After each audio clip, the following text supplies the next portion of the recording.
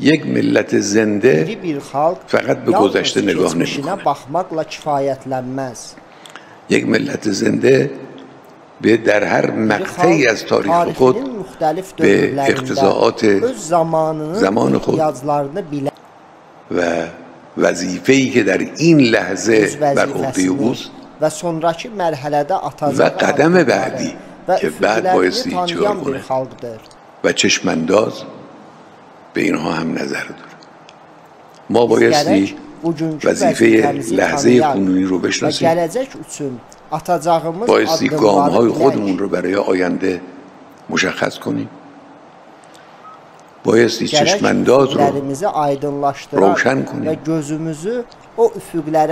به اون چشمانداز چشم بدوزیم و با همه قدرت، با همه توان به سوی اون باید حرکت بکنیم.